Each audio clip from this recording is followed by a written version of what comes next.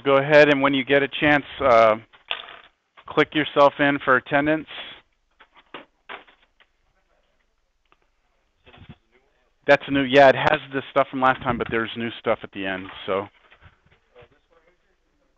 yes, go ahead and grab that.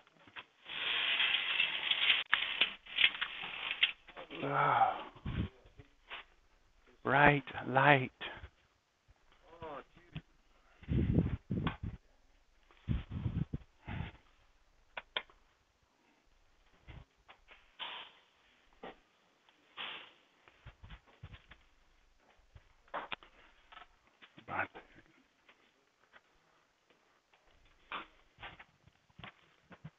We're either having some attrition here or it's the day before spring break, so lots of people took off. We'll take an extra day or two off. All right, so make sure you click in for attendance.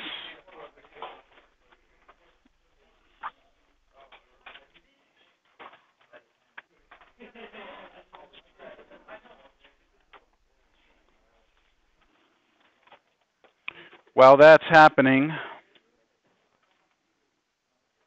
where can I put this thing?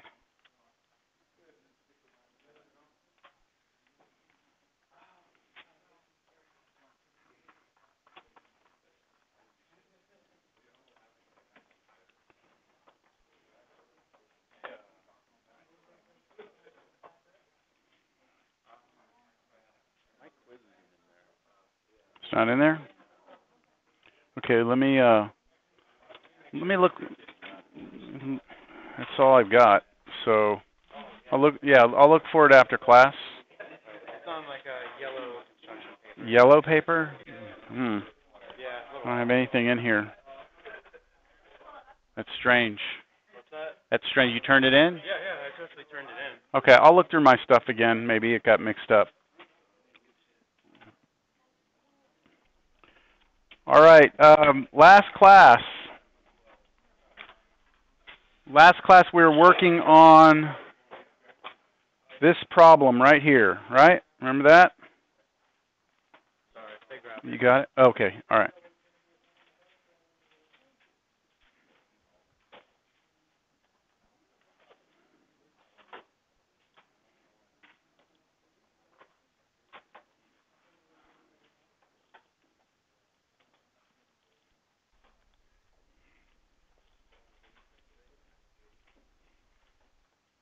Right, this problem, does this look familiar to you? Okay, we're working on this problem, and I said we're going to have to come back and take a look at it. We were trying to figure out what happens as t goes to negative infinity of this expression. And so we knew that for this piece right here, that was going to e to the negative infinity because you're replacing t with negative infinity, which is essentially like 1 over e to the infinity, even though infinity doesn't really make sense as a number. But it's a fixed number over a huge number, and that goes to 0. So this was not an issue, this piece. It was all about this one right here. So what I had done is I had gone to another page. We tried it. We used Lhopitals Rule. It didn't really work. So let's pick up with that, okay? So I'm going to be looking at the limit as t goes to negative infinity of the expression t e to the t. Remember, this right here goes to infinity. This goes to 0, right? And so we had, well, this one goes technically to negative infinity. This one goes to e to the negative infinity, which was 0. So anytime we have something that looks like infinity, it doesn't matter if it's positive or negative, times 0, that's an indeterminate form, and we tried setting up the fraction. And what I had done is I had dropped the t down as a 1 over t. It didn't work. So this time what I'm going to do is I'm going to leave the t there, and I'm going to drop the e to the t down. So it'll look like this instead.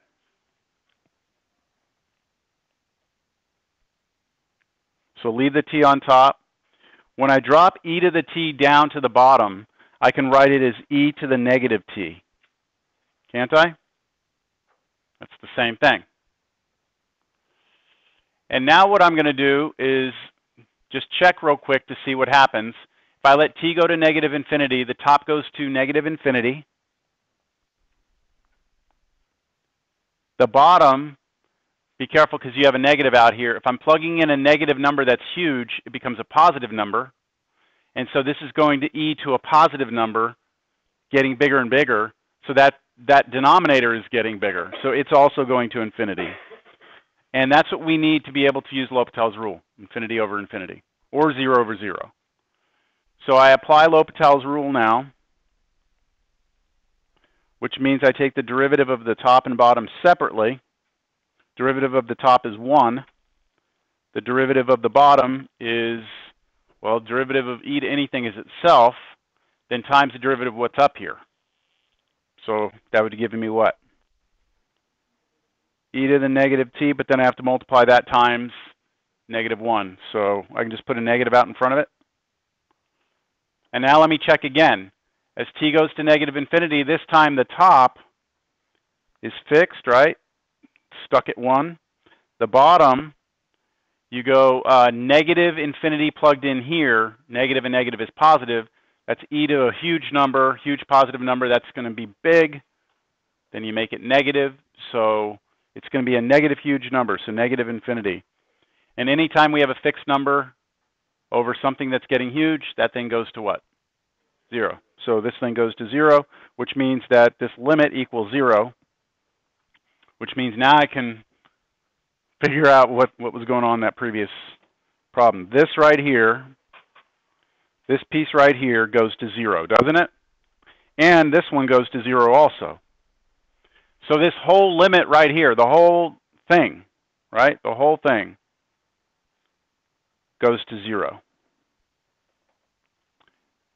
We still had not addressed this limit over here. And for this one, we're letting t go to positive infinity instead of negative infinity.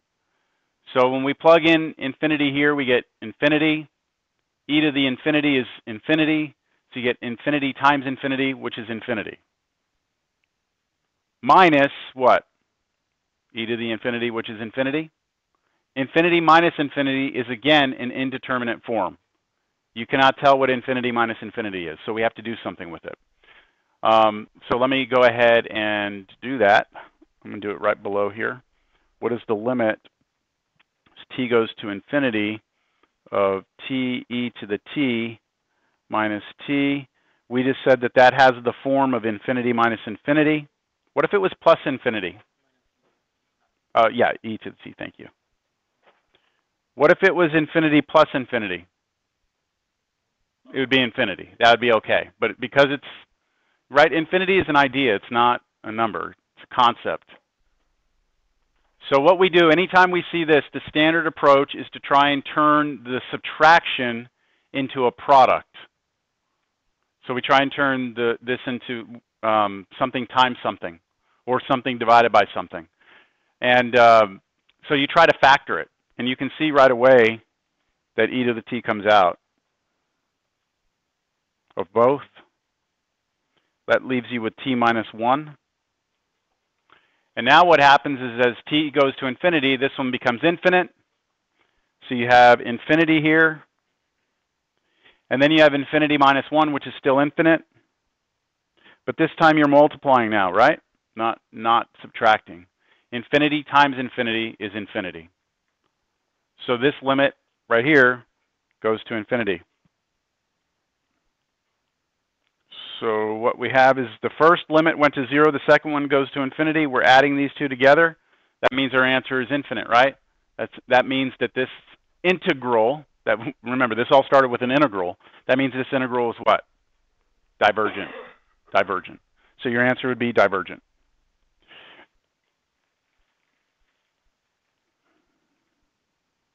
And we're done. All right, does everyone have a copy of the notes? New, fresh notes for today? And then your quizzes also from last time. All right, so today we're going to pick up kind of where we left off. We had done, what, all of these? Well, most of them, right? All of them? Yeah, all of them. Okay, so let's take a look at this one. A nice formula. Show that the integral from 1 to infinity of 1 over x to the p dx is divergent if p is greater than 1 and divergent if p is greater than 1 and convergent if p is less than or equal to 1. So what we're going to do is try and deduce kind of like a formula that we can use from here on out if need be. Just keep in mind that this formula that we come up with will only work if you're going from 1 to infinity, all right, and that your integrand looks like this. So let's go for it. So I'm going to investigate the integral from 1 to infinity of 1 over x to the p dx. Has everybody chimed in here with their voting? I brought them again today, so make sure you're clicked in. All right. All right.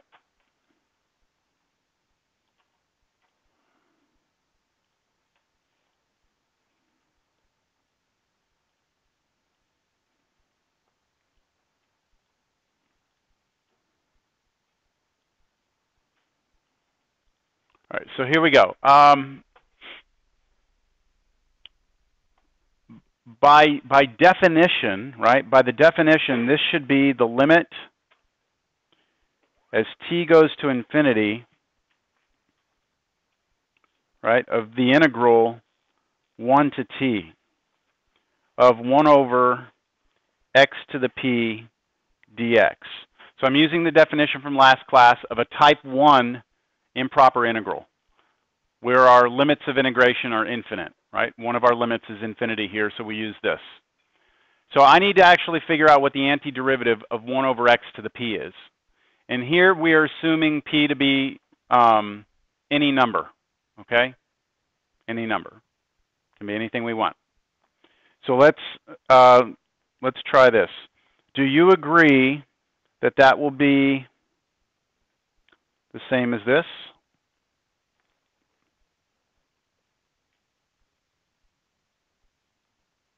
Do you agree that that's true?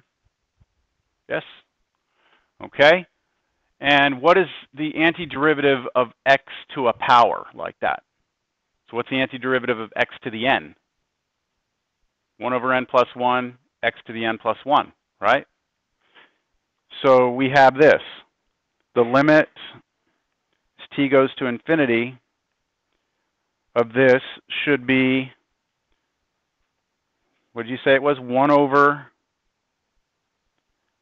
negative p plus 1, x to the negative p plus 1, right? That's what this answer would be right here, the antiderivative.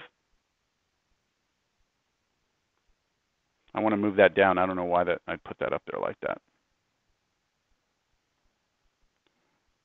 Anyone have questions on that? And I would evaluate that from where to where? 1 to t. Does anybody have an issue with that at all? You should have an issue here.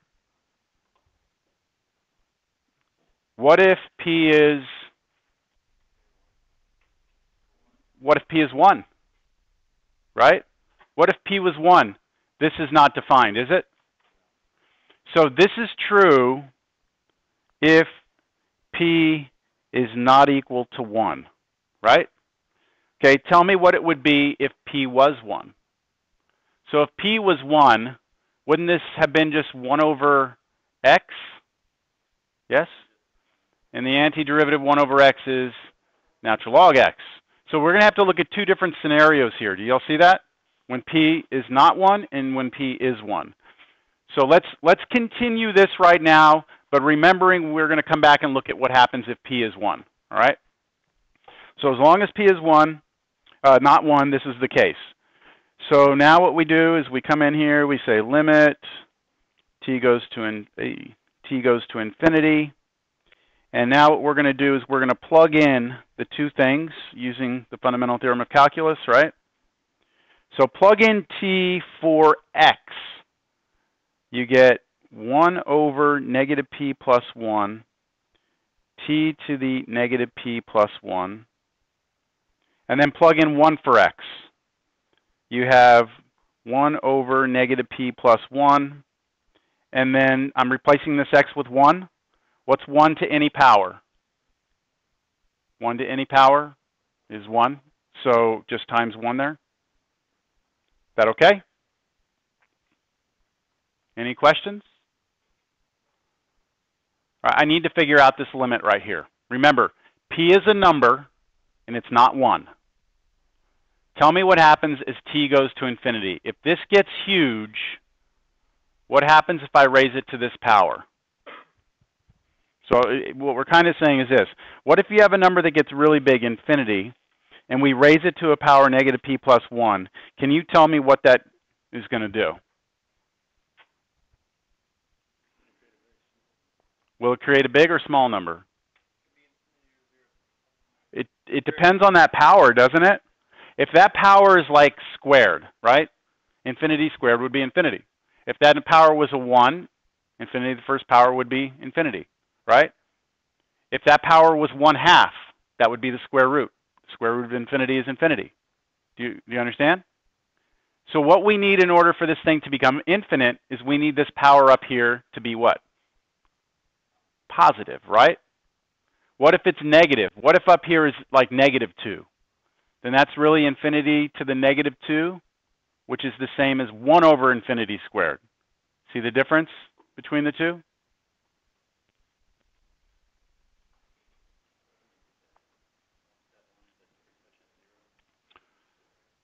So we have two different scenarios here, don't we? So here's what I'll do. That was just to get you to think about it.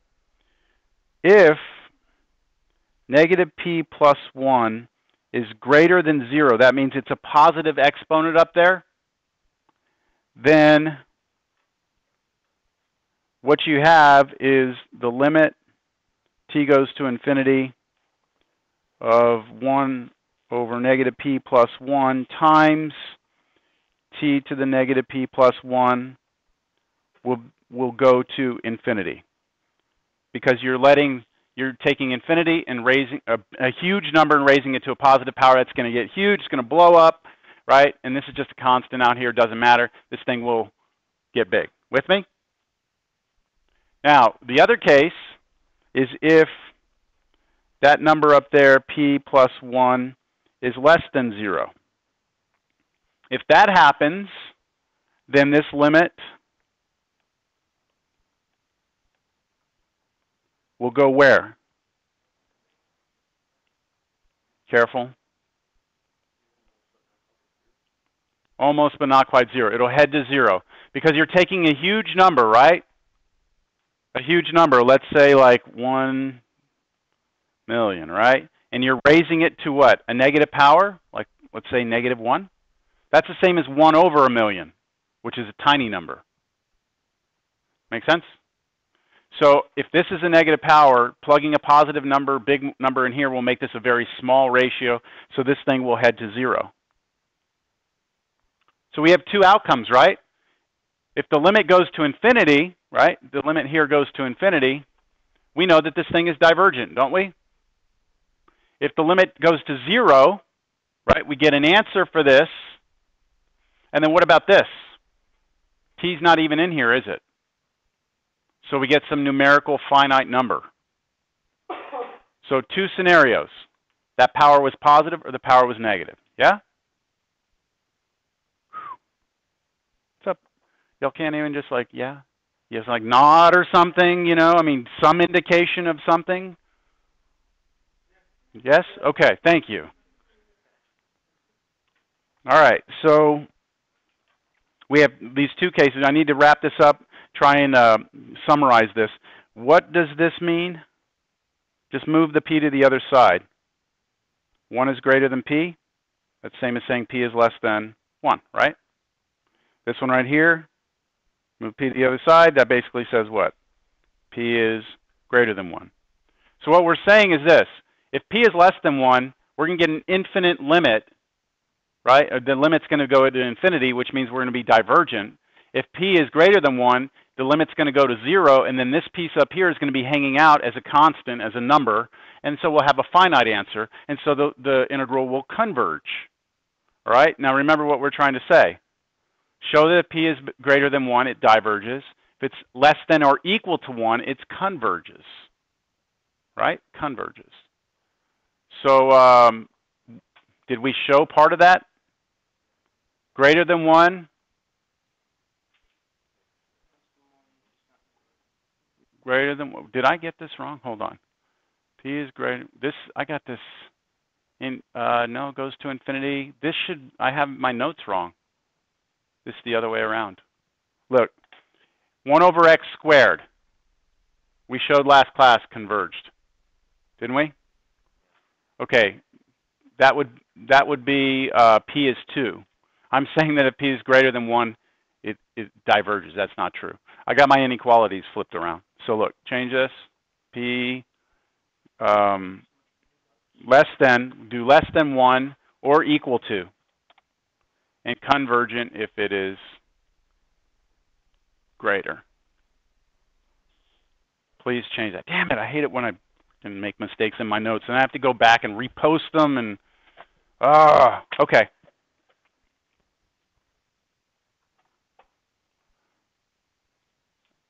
All right, so that matches what we have here, right? That matches. Now, we still have to take the case where p was 1. What if p is 1? So I'll do that on the next page.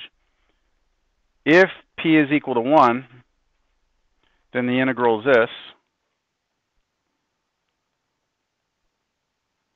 right? Which means we have to take the limit as t goes to infinity. Oh, yeah. Of the integral from 1 to t of 1 over x dx. That's using the definition. And now that's the limit as t goes to infinity of the natural log of x, value it at 1 and infinity. So plug in, 1 to t, sorry, 1 to t. So plug in t, plug in 1. What's natural log of 1? 0.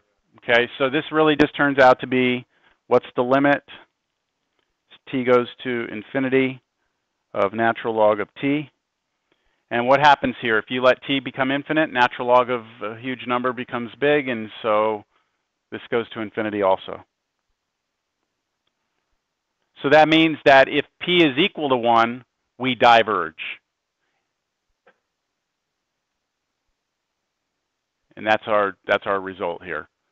If p was equal to 1, it diverged. If it was less than 1, it diverged. If p is greater than 1, it converges.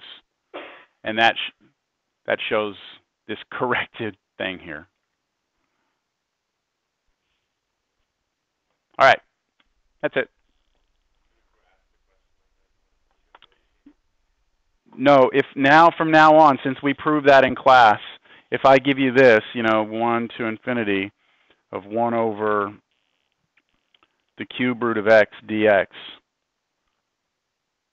you would say here that this is what? P is 1/3. Therefore, it diverges because p is less than 1. You wouldn't have to show any work. But you'd have to remember it's this case and how we connected the p to the... Yes? Okay. If you go back to the page that has the 1 over negative t plus 1, the first if-then couple statements that we made. Where, in the notes or in my handwritten stuff? Okay. If you plug in 1 for t, Mm-hmm. if you plug Where? into that equation. Right here? Right there. Yes. If you plug 1 into that, so you get t equals 1, you get infinity to the 0. You would get right here. Or you get infinity times infinity. Well, here's the thing though. If we're plugging p in, we are letting p be exactly 1, which is different than when you take a limit when you're approaching something. So like the problem that we started class with where it was t e to the t, we were letting t approach negative infinity. So there's a difference between taking a limit where the variable is getting closer to something as opposed to actually doing a direct replacement, which is what p We're doing a direct replacement. So if I try and plug -1 in here, it's not a limit. It's undefined. Make sense, the difference between the two? Okay. All right. That wraps up the first part of that section. We're going to do the second part of that section. We'll be done.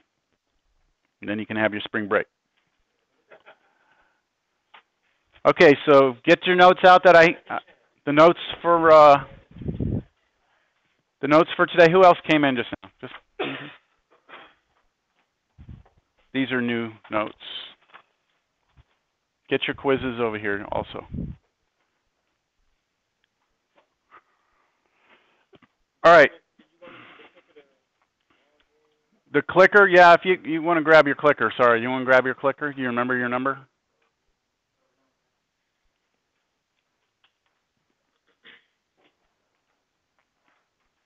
Go ahead and click in. No, you don't have to redo it. It's all right.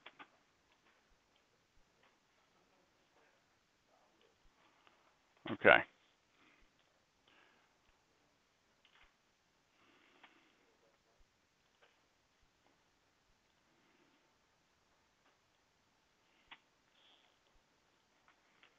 All right, so we did type 1 improper integrals. Type 1, when you're looking at it, what you're doing is you're integrating and you're going in one of the directions forever, either down the left side of the x-axis or the right side forever, or you could go both at the same time. That's what the first type was. And we called those, what? Infinite intervals. The interval AB became an infinite interval. Now we're going to look at these type 2, which are called infinite integrands. Now the integrand, remember the integral, the thing inside of the integral, the function is called the integrand. So what this is alluding to is the fact that we're not trying to go to infinity in each direction. Our function itself is becoming infinite somewhere. So suppose we wish to evaluate this integral from a to b. Okay, so now a and b are just still two constants, not infinite. But the function is discontinuous at a. In other words, on the left endpoint of the function, we have a vertical asymptote. So the function is taking off forever. What we're going to try and figure out is there still a way to determine whether or not that has a finite area or if it's infinite. Does it make sense? Yeah, visually, see it? Now the right side, we're just cutting it off somewhere. Okay, at 5 it stops. You know? So I put the dotted line there to represent the vertical asymptote. Or maybe we're going to do something where we're going to do an integral from a to b, but the function is discontinuous at the right endpoint, b. So it looks something like this. In that case, again, can we somehow come up with an area, determine if it's finite or not? Or what if we're going to do a function from a to b, and then there's some point c inside that interval where our function is freaking out? So here's an example. I'm trying to do an integral here from a to b. So a would be 1, b would be 3. But somewhere inside of it at 2, I have a vertical asymptote. Can we figure out the area? Yes? We would have to address that. It's not going to come up. Okay? We're looking mostly at the infinite discontinuities. If you have a hole, it doesn't affect your area. Think about, it's just 1 point, and the area of 1 point would be 0. Or one vertical line would be 0, so it wouldn't matter. You would just have to break it up into 2 integrals. Okay, visually this makes sense? What we're going to be looking at? Okay, all right. Okay, all of the above cases are considered to be type 2 infinite integrand integrals. Okay, the 3 cases I just gave you. So here's how we do them. If you have the problem where the discontinuity is at the right endpoint, at b, then we're going to set up a limit. We're going to let t, this new, see we replace the b up there with t. We're going to figure this integral out, but then at the end we're going to let that t approach b, but we can only approach b from, see that little negative sign on top right of b? That means we're approaching b from the left side, which makes sense because if we're looking between a and b, then we're looking for the area in between. We can only be approaching that from this side. Okay? Now, the other way is if your discontinuity is at the left endpoint, right? Then what we're going to do is we're going to replace the a with t and then take a limit and let that t get closer to a, but this time we're going to have to approach it from the right side so that we're staying within our interval. In either case, the two cases above, if the limit exists and is a finite number, we say the integral is convergent, so just like before. If it's infinite or something, or the limit doesn't exist, we say it's divergent. Now, how do we handle this then? How do we handle where we have a discontinuity in the middle? If it's continuous inside, then you imagine, ignore the right side for a minute. This right here would be from let's say 1 to 2, would be an example where you have from a to b where b is discontinuous.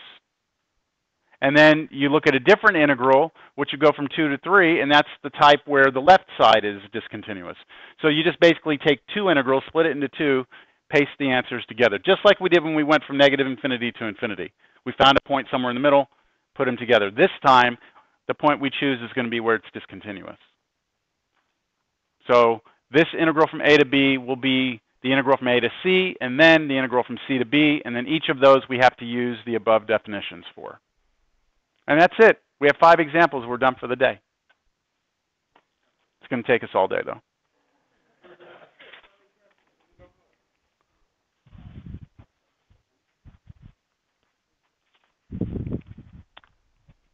All right. So I included graphs of these to help us, but I'm going to approach it like we don't have the graph, all right? So here's the graph of 1 over x squared restricted to the interval 0, 1. So you can see this is what it looks like. At 1, it's defined, right? Plug in 1, you get 1. But over here at 0, you have this vertical asymptote.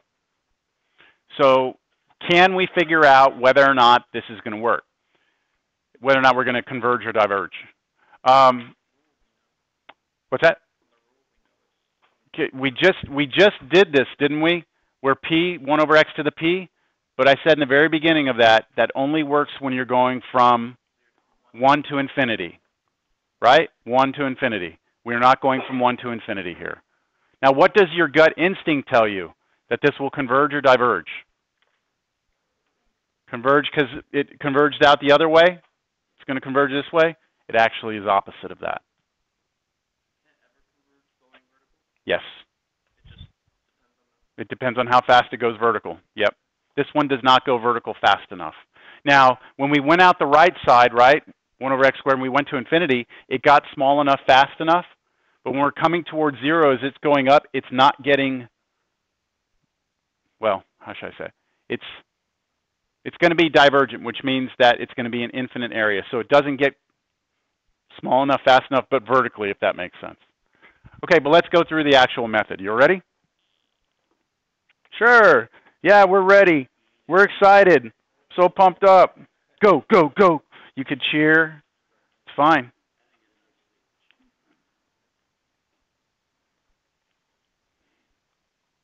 That's what we want, right? The first thing I'm going to do, and what you should do, is talk about the domain of this. When I say domain, I'm saying talk about the integrand. Tell me about the integrand. What's its domain? 1 over x squared. Tell me about the domain of that. If that was a function right here, 1 over x squared, x can't be 0. That's the only restriction we have, right? So the only time we're ever going to have a problem is if x is 0. So I'm going to put domain is everything except 0, so that's the way I'm going to write it. Very, very loose notation here. I'm just going to say, hey, look, domain of that function, or the integrand, everything but 0. But wait a minute. What's our number line? Where are we looking? We're looking between 0 and 1, right? That's where we're looking. We identify here that one of the endpoints of our interval that we're trying to integrate over actually includes a place that's not allowed to be in the domain of the function. So I've identified that the a side has a discontinuity, right? So I'm going to want to approach that A, that 0, from the right side. Yes? So this is, if you're looking here, this was this type right here. It was this type B, wasn't it? Where it was discontinuous at A, the left side. So I want to set up this definition right here. You can either try memorizing the definition, or you can just memorize by understanding what you're trying to do. I'm trying to redo this integral by replacing that 0 with t. And then at the end, I'm going to let that t go to where? Let it go to 0. But I can only approach it from which side? The right side. So I put a little plus on that. Pardon me?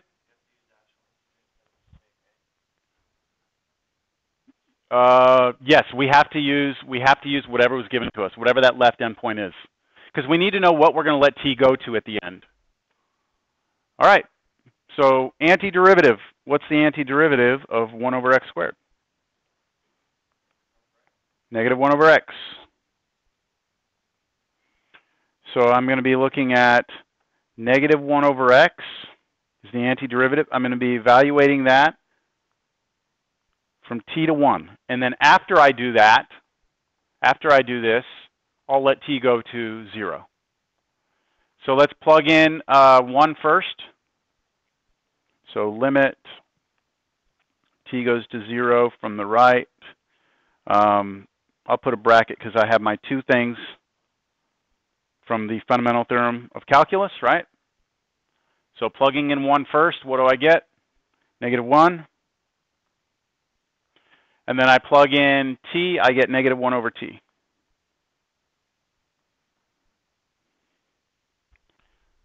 So this is going to be equal to, this limit has no effect on this, right? Negative 1, so I have negative 1. And then I have minus, I have to figure out what the limit as t goes to 0 from the right is of negative 1 over t. Pardon? Yes. I mean, I could make that negative come out here and make it a plus. So what is this?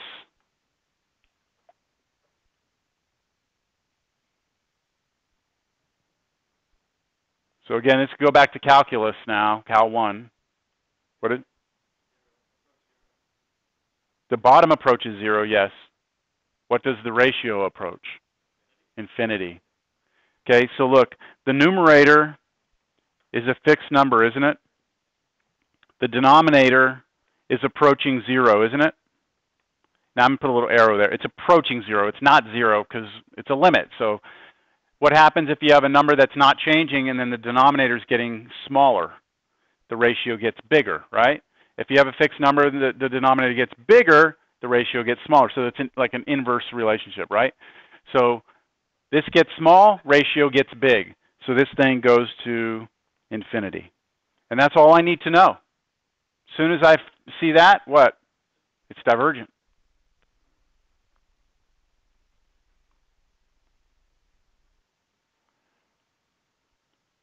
So it's kind of weird if you think about it. We're done with this problem. It's kind of weird if you think about it because what we're saying is that if you take the function 1 over x squared, you graph it this way. That didn't work out great. That if you start out at 1 and you find this area, it's finite, right? That yellow area is finite if you go forever to the right.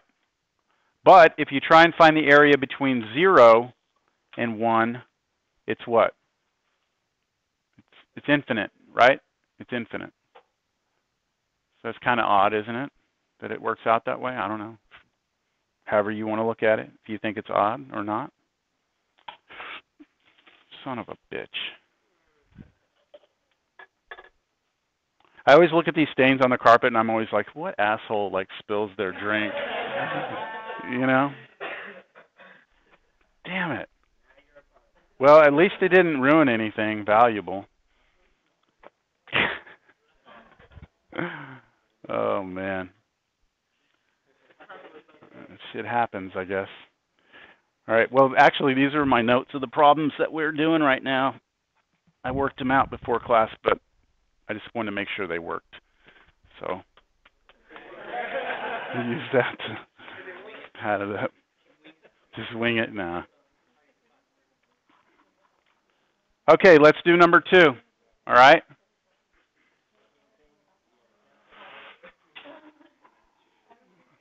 So I included the graph again just to kind of give us a visual of what's happening here. I would go grab some paper towels from the bathrooms if they had them. Oh, is that what you were saying? Yeah. So there's the graph. We're going from 0 to 2 of this, and it's apparent from the graph we got something crazy going on right here, right? At 2. But again, let's act like we didn't have the graph, and let's try and see if we can determine that we have something bad happening at 2 and just kind of follow the same approach we just had. So I'm doing integral 0 to 2, 1 over square root 2 minus x dx.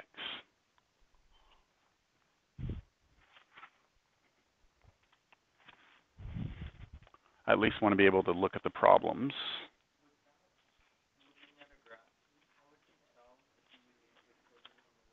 Right, that's what we got to figure out, okay? The limits of integration tell us that, yes. So what's the domain here? Tell me about the domain of this function. X can't be 2? It's more than that, though. 2 minus x has to be greater than 0.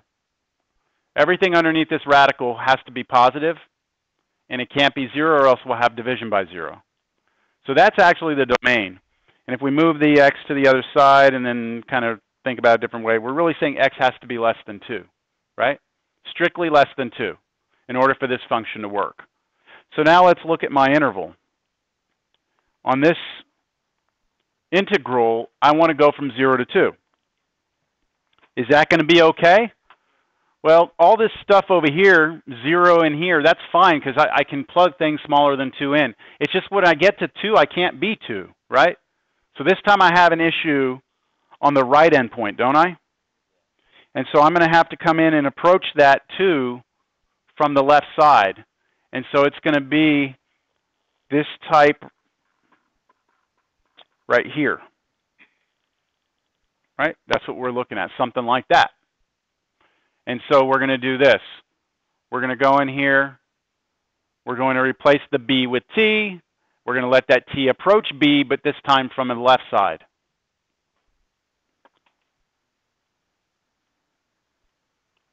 So this becomes equal to the limit as t approaches what? 2 with the little negative up there of the integral from 0 to t of 1 over square root 2 minus x dx. And now we get to integrate. Look, oh, happens to be paper towels up here. Only one, though.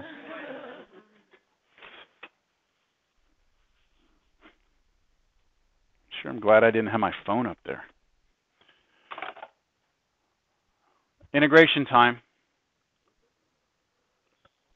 How do you integrate 1 over the square root of 2 minus x?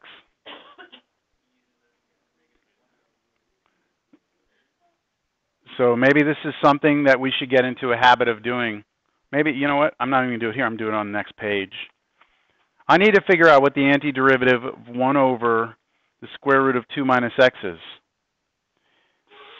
Up to this point, all the integrals we've done have been pretty straightforward. This one's a little more complicated. Not too much, but a little more complicated. So I see a basic u substitution here. U is equal to 2 minus x. The derivative of that is negative dx.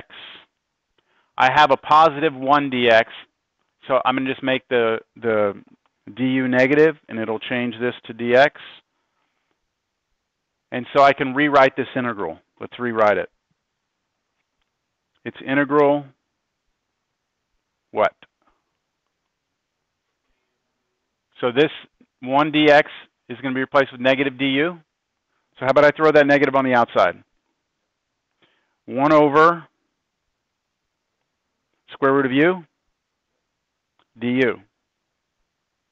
But that's just negative integral u to the negative 1/2 du. And the antiderivative of u to the negative 1/2 is going to be 2u to the 1/2, but then I had a negative out here. So negative 2u to the 1/2 is the antiderivative plus c, but I'm not going to care about the c. Let's replace u with what it was. What was u? 2 minus x. And then also using the fact that u to the 1/2 really means the square root, right? So that's my antiderivative right there.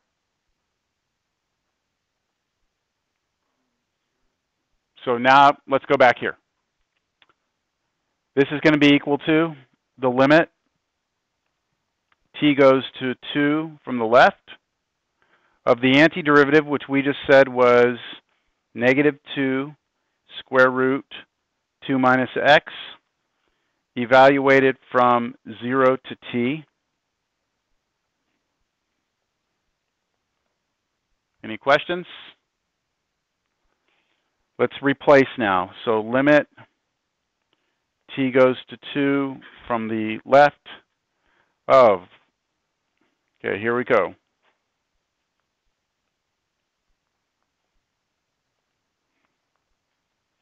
Plug in t first. So t goes in, negative 2 square root of 2 minus t, and then plug in 0, so negative 2 root 2 minus 0.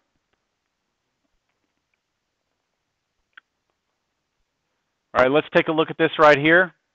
Let's let t approach 2 from the left. Now, you may see why it's so critical that we come in from the left. Remember in Cal 1 that if you do not put a plus or a minus in the top right corner, that means you have to approach from both sides. And I can approach 2 from the left because, look, 2 is here. I'm approaching it from the left. I'm approaching it with numbers that are smaller than 2, right? And that means that this is getting closer and closer to 0 because that is getting replaced with 2. But because I'm plugging in numbers that are smaller than 2, when you do the subtraction, it's a tiny positive number.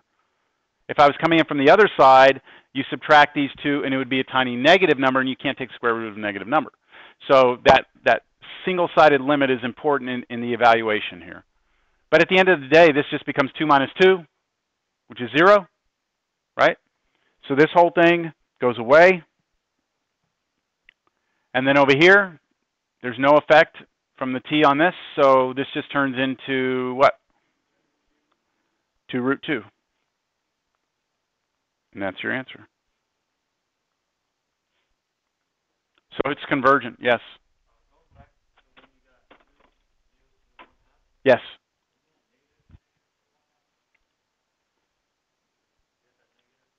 Right here.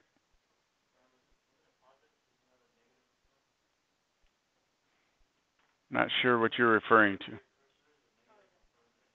Right here, this negative came to here. The antiderivative of this is 1 over n plus 1 u to the n plus 1. So this becomes a 1 over a 1/2, which is a 2, positive 2. And this becomes a 1/2 up here. But then the negative out here comes in here. Clear? Nope. We're good? Okay. All right, so we're done. It's convergent. Next one. Man, we might get out of here early today. Start your spring break early. Yoo-hoo.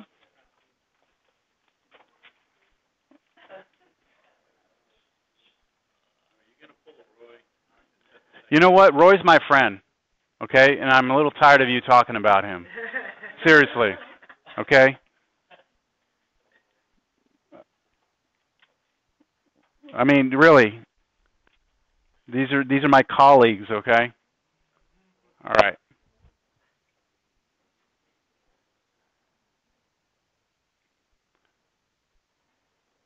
Okay. Same story. Start with the domain.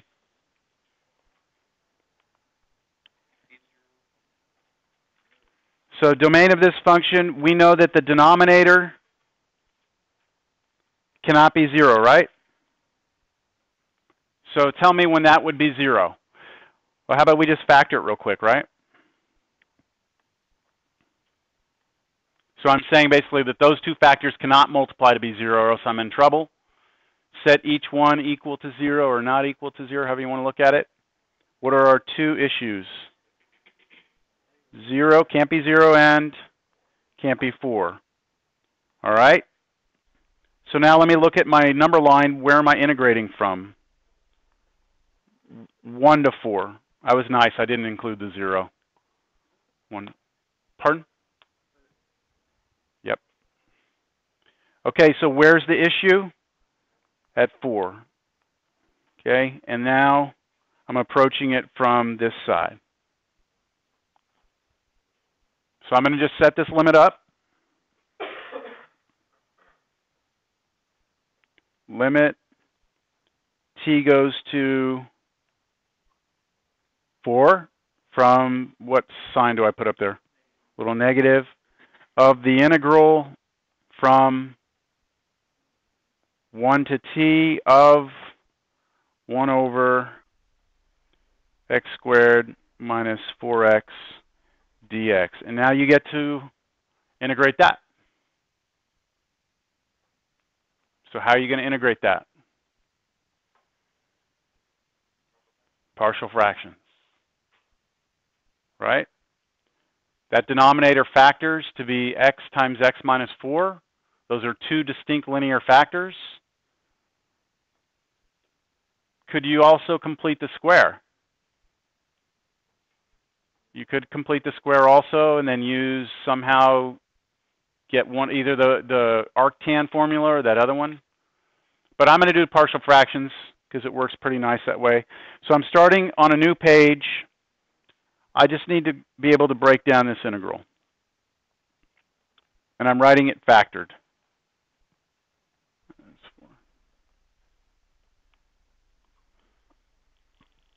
So with partial fractions, what we did is we said that we had to turn this into a over the first distinct linear factor plus b over the second distinct linear factor.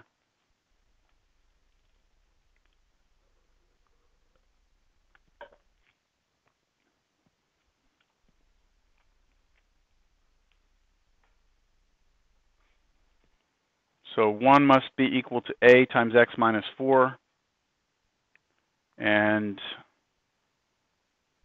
plus b times x. Now, we already had a test on this, right? I mean, we should all be able to do this in an ideal world. Okay, so shortcut method, I'd let x be 0 first. That would give me 1 equals negative 4a, which means that a is negative 1/4. Now I go try and get the b, so I let x be what? 4. That gives me 1 is equal to 4b, which means that b is 1/4.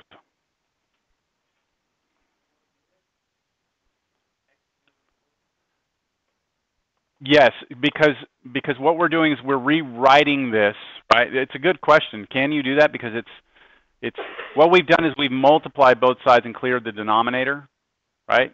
So we're looking at this algebraically. X can be 4 here, and it can be 0.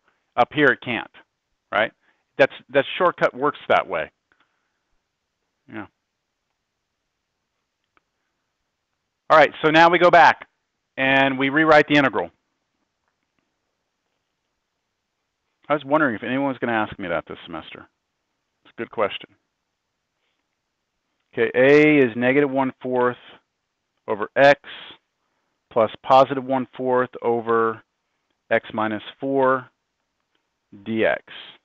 So all I've done is I've been able to rewrite the integrand as its partial fraction decomposition, and then each of those I'm hoping I can integrate. Yes? Antiderivative of negative 1/4 over x is negative 1/4 natural log of absolute value of x plus 1/4 natural log of what?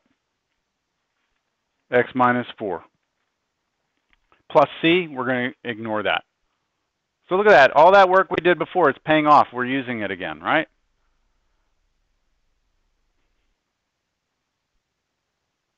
Okay. Questions? I'm not done, right? Now it's time to go back and take a look at this thing. So this limit of the integral is going to become the limit as t approaches 4 from the left of the antiderivative, which we just said was negative 1/4 natural log of x. Sorry? Oh, you're just saying what it is. 1/4 natural log x minus 4 evaluated 1 and t. So let's plug in t, plug in 1, see what happens. Limit t approaches 4 from the left. On your take-home Riemann sum problems, I was a little critical of notation. Like if you were doing Lhopitals Rule and you left out like the limit the whole time, I took off. Anytime it's a take-home, your notation should be really good because you have time to go back through it and say, does this make sense? You know? On a test, not so much. But look at all the detail that I have here. I mean, I'm carrying my limit with me this whole time. I don't want to see on the test you doing all this weird chicken scratch stuff, and then at the end you get the right answer, but you never really even had a limit in there. And so we're looking at trying to get better at writing the math precisely and correctly. All right, t goes first. Here we go. Negative 1/4 natural log absolute value t, right? Then plus 1/4 natural log absolute value t minus 4. And that's it, right? That's what happens when I plug in t. Minus, now I plug in 1. Negative 1/4 natural log of 1 plus 1/4 natural log. This time we do need to have that absolute value of 1 minus 4.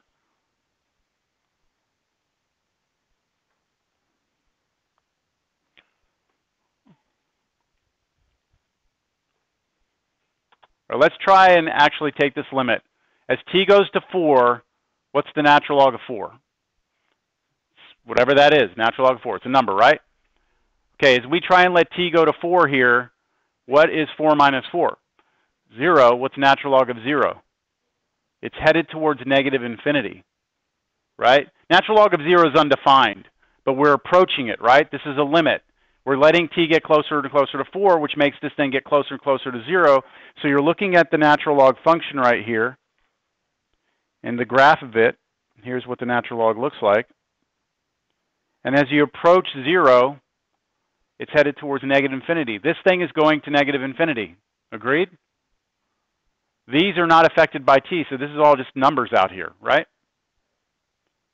So what's happening? It's divergent. It diverges. This integral diverges because this goes to infinity. Doesn't matter if it's negative or positive infinity. It's just infinite. Remember, for it to converge, we need all this stuff to go to a finite number. So since this thing goes to infinity, right here, this whole thing is divergent. Diverges. That's it. Yep. But I need to see evidence of it.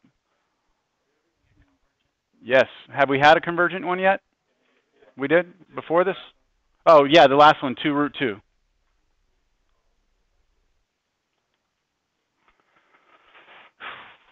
Okay, this next one's interesting.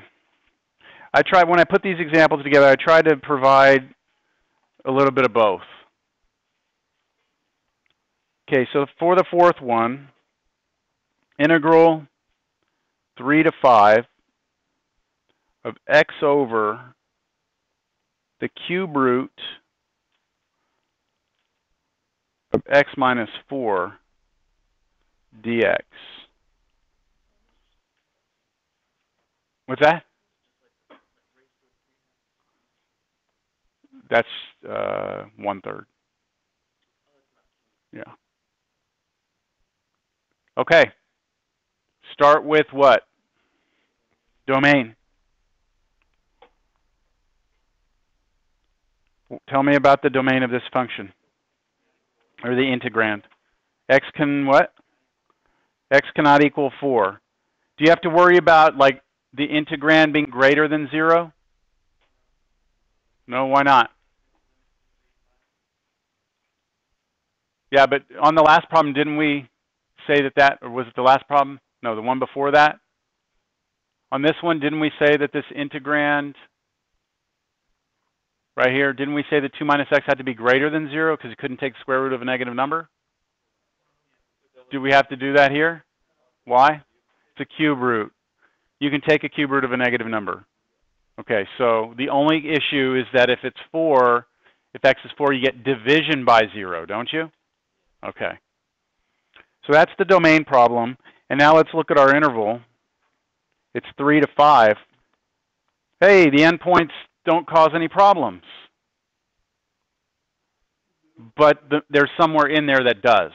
And we have to recognize that. We have to identify that 4 inside of there is an issue. Now, this is where students make major mistakes on a test. What they do is they take this integral from 3 to 5, they find the antiderivative, they plug in 5, then they plug in 3, they subtract the answers, and they say that's the answer. That's totally incorrect. If you have a discontinuity inside, you have to identify it. And then you have to actually break it into 2 integrals. You can get a completely false result if you don't break it up. You could have a result that says that it converges to a number when it doesn't. Understand what I'm saying? Okay, so this is going to break into 2 integrals. We're going to have to come in from the left side of 4, and then we're also going to have to come in from the right side of 4 like this. 2 separate integrals. So since the one on left I did in red, I'll write that one down first. So this will be equal to, this whole thing right here is equal to the integral first from 3 to 4, right, of this.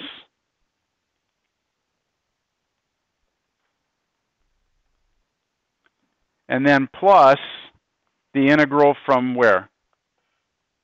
4 to 5 of that.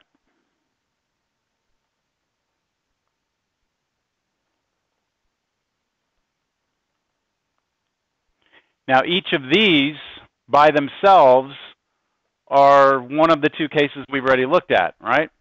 So each of those gets rewritten as a limit. It's one of the strangest integral signs I've written in a long time right here. This just doesn't look right at all. I don't like that. There. There. Much better. All right, I'm going to write the 2 limits. The one in red will be limit, what goes to what? T goes to 4 from which side? Left side, so negative, right? So keep in mind, the first integral is coming off of this piece of the number line that I drew up here. We're approaching 4 from the left side. The 4 came from the fact that x cannot be 4 in this function, so that's why it appeared here, right? Okay, so 4 from the left of integral what to what? 3 to t, x over cube root x minus 4 dx. Good. Plus, now the green one turns into its own limit. Limit t approaches 4 from which side? Right side this time, so plus sign. Integral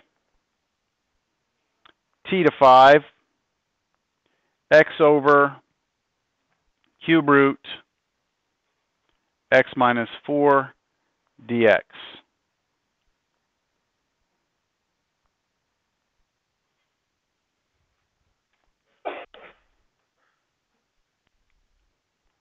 Now it's antiderivative time, right? That doesn't look like a clean, easy antiderivative. Not one you can just plop down the answer. So let's go to a different page and actually find the antiderivative.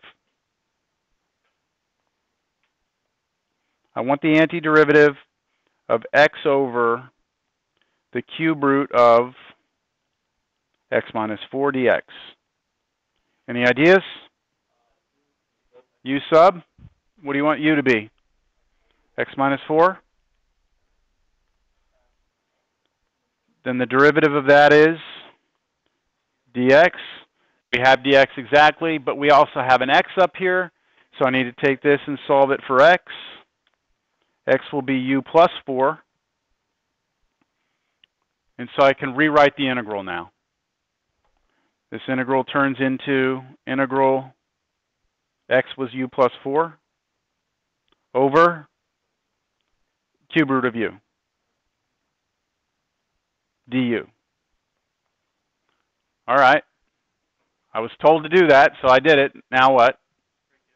Break it up. Two separate integrals. It'll be the u over the bottom. I'm going to rewrite the bottom as u to what power? 1/3.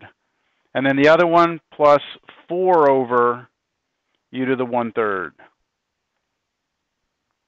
du. So we're getting to the point where we're just going to use power rule here. What is u over u to the 1/3? U to the 2/3. And then 4 over u to the 1/3, I could rewrite that as 4 u to the negative 1/3 du. And now I can bring in the power rule. Clear? Good? All right. So what is the antiderivative of u to the 2/3?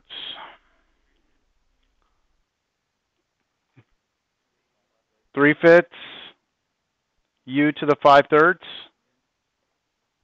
What is the antiderivative of 4u to the negative 1/3? 6u to the 2/3. So I'm already doing the fraction stuff. We're doing the fraction stuff mentally here. It was 4 times 2/3. No, 4 times 3/2. And that's it, plus c, right? But I'm not going to write it. Equals, now let's replace u. What was u? It's x minus 4 to the 5/3 plus 6 times x minus 4 to the 2/3. There's your antiderivative. That gets to go back into those limits that we had. Yeah. Questions? All right, here we go. So we have a red one and a green one here. So the red one is going to become the limit t approaches 4 from the left of what? I'm going to put it in brackets just to have it. Keep things separated. It was 3/5 x minus 4 to the 5/3 plus 6 times x minus 4 to the, what was it, 2/3? Okay, so that's that. And then I evaluate that at 3 to t, right? I got to figure that one out. After I'm done with that one, I've got to come over and do this one. Limit t goes to 4 from the right of that same antiderivative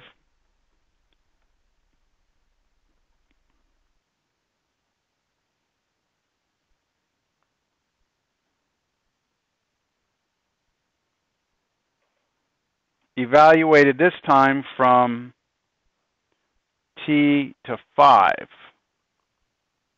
Ugh. And each of those, the red and the green, are going to go into two different things from the fundamental theorem of calculus. So I'm running out of space to go widthwise here, so I'm going to go to a smaller marker and see if it helps. All right, so this one, limit t approaches 4 from the left. Is that too hard to read? You're okay with that? Okay, now I'm going to have two things in here.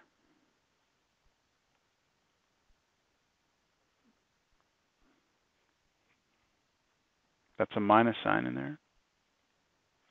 All right, so let's plug t in first. Oh, man. So I have to rewrite this whole thing with t's in there instead of x's. All right. Well, you know what? I'll do it this way. Let me put it in here first. 3/5 t minus 4 to the 5/3 plus 6 times t minus 4 to the 2/3. All right, that's what I get when I plug in t. Now, what happens when I plug in 3? So I subtract from this what I get when I plug in 3, and I want you to go through this with me slowly, all right? 3 is going to go in here. What is 3 minus 4? -1. What's -1 to the 5th power? -1. What's the cube root of that? -1. So plugging 3 in here results in this all becoming a -1, yes? Times 3/5, -3/5. So I get a -3/5 here. And then I'm going to plug 3 into this. 3 minus 4 is -1 squared, +1. Cube root, +1. Times 6, 6. So plus 6. Okay, that's what I get there. On the other one, plus limit. Oh, I can go a little bigger like this. T goes to 4 from the right. Okay, let's first plug in 5. All right? So you plug in 5, 5 minus 4. 1 to any power is still 1. So this is 3/5. Plus, now plug 5 in here. 5 minus 4 is 1. 1 to any power is 1. So plus 6.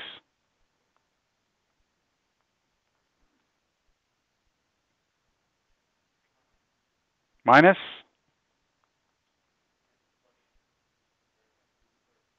Plug in t for all the x's. 3/5 t minus 4 to the 5/3 plus 6 t minus 4 to the 2/3. Whatever that is, close off the bracket. Look at that. Got that all on one page.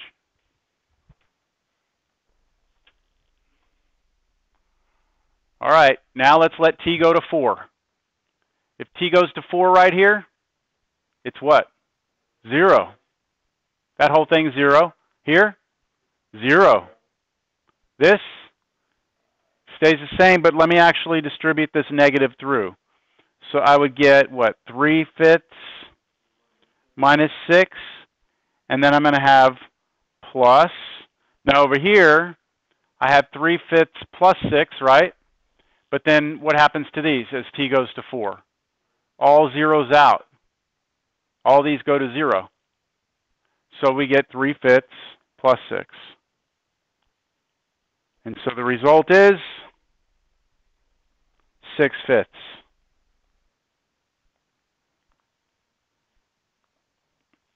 So your integral is convergent to 6/5.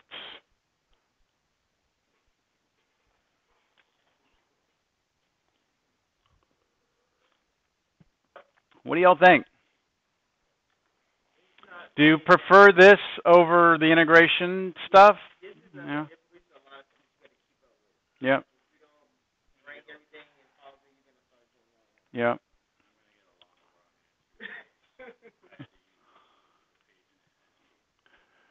What you don't have to do is sit there. Well, I guess if you still don't know how to integrate, this could be a problem, right? If you still have trouble with like, I have no idea how to integrate this, it's going to continue to be an issue. All right, well, last example. can smell the beach already.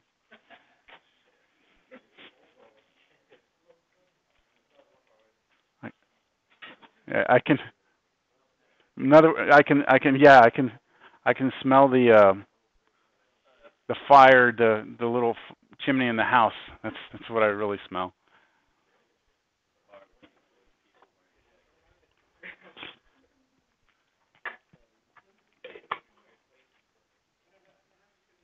All right, here we go. What is the domain of this integrand?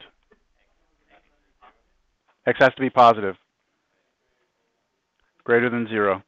And it can't be negative because the natural log on top creates a domain problem there. And then let's look at our number line here. We're going from 0 to 1. And so we have an issue here at 0. So we're going to need to approach it there from the right side. So this is one of those first types where it's discontinuous at A. And so let me set this up. Limit t approaches 0 from the right, integral t to 1, natural log x over square root x dx.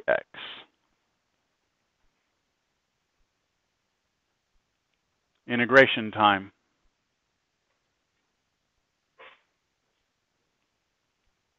Suggestions? By parts. By parts.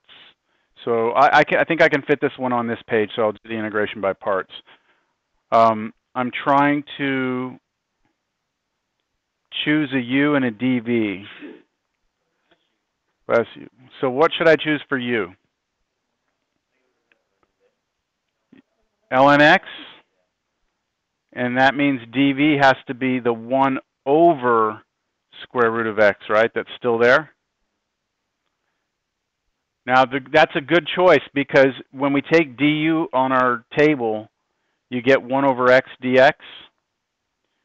And then when you find the antiderivative here going up, what is that going to become? It's the antiderivative 2 root x. That's all it is, 2 root x.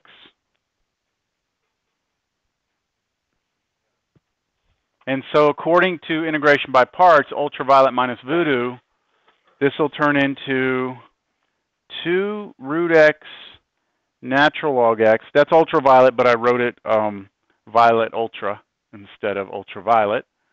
Minus the integral of voodoo, which I'm going to pull the 2 out. And what is x, root x over x? X to the negative 1/2. So that's the same as 1 over the root x, isn't it? So just be clear that you understand that when I put these two together in my new integral, that it just became this. And the antiderivative of 1 over root x, why, we just did that, didn't we? So this integral becomes 2 root x. And I already have a 2 out here. So it's going to be 4. So here's where I am. 2 root x ln x minus 4 root x. That's my antiderivative. Plus c, I'm ignoring it. Questions? Okay, so let's go now back to this. Limit t goes to 0 from the right side of the antiderivative, 2 root x ln x minus 4 root x. Evaluating that from t to 1, which equals. So limit t goes to 0 from the right, and let's plug in the pieces here. Plug in 1 first. Square root of 1 is 1, times 2 is 2. But natural log of 1 is 0. So that's going to kill this off. And then I have minus 4 root 1. So minus 4. That's what I get when I plug in 1. Then I'm going to plug in the t. So 2 root t natural log t minus 4 square root t. Done. Yes, absolute value of t. Yeah, I forgot to put the absolute value there. Well, we'll address it when we get to it. I mean, if we need it, just remember we'll do absolute value.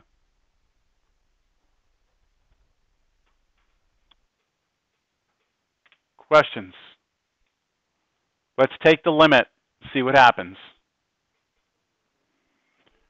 Okay, this goes to -4, right? What about this? So I want you to look at that for a second, and then we'll take a vote. Look at this in here. And you have on your quiz thing, we'll say vote 1. Oops. Well, hold on. Don't do anything yet. Don't vote. If you think that it is infinity, vote 1. If you think it's 0, vote 2. And if you think it's other, vote 3. So go ahead. When you think you know what happens here.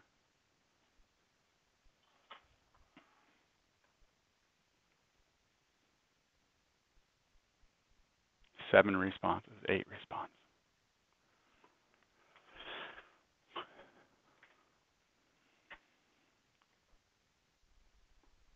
And I'm referring to this entire expression right here. What that whole thing's going to go to. You want to change your vote? You can change it, I think. Try and, let me see here. I think you can change it. Okay. Yes? Okay. All right. We ready? Good enough? Okay. Let's talk through it. We'll leave the votes up there. You done? Everyone done? All right. I'm not going to change it. We'll go back and look at those results. Okay, so what's happening here is t is going to 0, right? But through positive numbers to the right of 0. So this becomes square root of 0, which is 0. What's natural log of 0? That's headed towards negative infinity. So you have 0 times infinity, which is an indeterminate form. Over here, 0, 0, square root of 0. So we actually need to go, just for a second, step outside of this problem, take that and go look at it and see if we can figure out what happens to it. So I'll do that on a new page. I want to know what the limit as t goes to 0 from the right is of, what was it, root t, natural log t? I didn't bring the 2 with me. I'll leave the 2 back there. That has the form of 0 times infinity. And yes, I understand it's negative infinity. I don't care. So the technique we used was what we started class with, right? Take one of them and drop it. So I'm going to drop the root t down because I'd rather take the derivative of natural log of t straight away than I would if I drop the natural log down to become 1 over the natural log of t. And to do that derivative, that would be a little harder. So I'd have to use like quotient rule or chain rule or something. So here's what I'm going to do. I'm going to write it as limit t goes to 0 from the right, natural log t over 1 over root t. I'll check it real quick to make sure I can use Lhopitals. T goes to 0, top goes to infinity, negative infinity. We knew that already.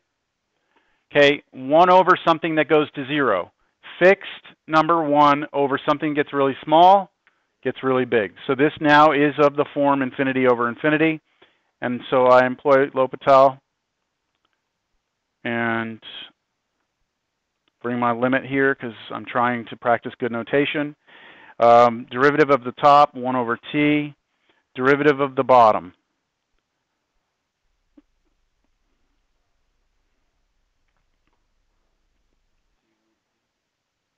That is the same as t to the negative 1/2, isn't it? That's what that is? What's the derivative of that? Negative 1/2 t to the negative 3/2, isn't it? That's what that is. If you want, you could even say that that's negative 1 over 2t to the positive 3/2. If you want to write it like a fraction, just leave your negative 1 up top, drop this t down with the 2, like that. I'm going to do it this way because I'm going to put it underneath a fraction.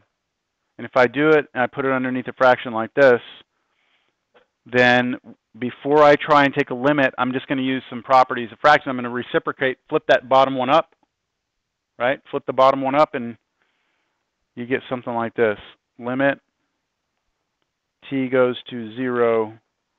So when we flip it up, I'm doing 1 over t times 2t to the 3/2 over negative 1. So flipping the bottom one, it becomes this. And I don't really care about the 1s here and the 2. I don't care. What's t to the 3/2 over t? T to the 1/2. Right? That's t to the 1/2, which is the same as what? Square root of t. So I've got this. Limit t goes to 0 from the right. I had some constants in there. The constants I would have had a negative 2, wouldn't I? The 1 times 2 divided by negative 1 would have been negative 2, but then these two together would have been square root of t. That's 0.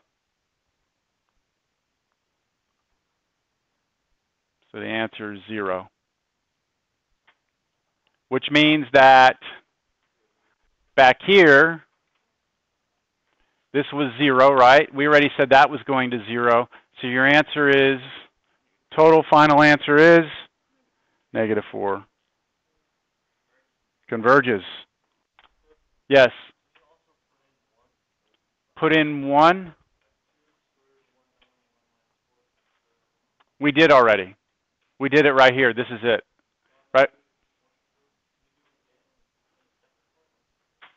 Why? When you do fundamental theorem of calculus, you do this one in here first, which is this. Then you subtract from it this one in here.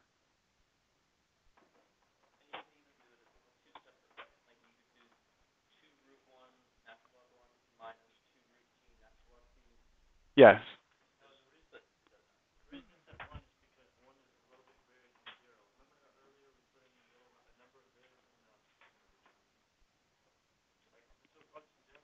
One's not close enough to 0.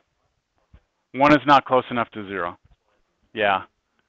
You know, close is, yeah, close is, that's a real abstract idea of what close is, but 1's not close enough. Yeah. Okay, so the poll here, I know that a lot of you said 0, right? But I'm not sure how many of you said 0 actually saw where it came from, because there was a lot involved in that. So on a test, if you got this answer correct, you say it converged negative 4, and you showed that, you just said that this right here, oh, come here. On a test, if you were to just be like, okay, this goes to 0, right? And then you just put that, I'm going to take off. Okay? I need to see evidence. Where did I put the evidence? Oh, it's not big enough. There we go. Where's the evidence? Somewhere on the test, I need to see that you work through this. I know a lot of you in here have the TI-89s and the TI whatevers, and you just put limits and it does it for you and all that, and it's not the point. I need to see the mathematical support for how you got that answer. All right? That sound fair to you? Sounds fair to me. Okay, you want the homework assignment because you want to do something over spring break since you're not going to be doing anything outside. Now, I would have given you this homework assignment regardless.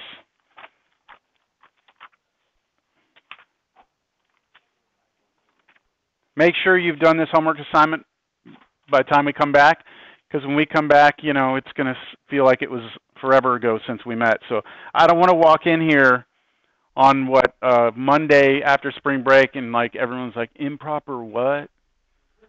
You know, like at least go review something before you walk in here. Don't just walk in here super cold. All right? 5 through 31 odd. So what that is a good mixture of both types of integrals. You have the ones that where your endpoints go to infinity. You have ones where your integrand is infinite. And there's all various types of integration involved in those two. All right. I think that's it. Everybody have a good spring break. Have a good good time. Enjoy yourself a little bit.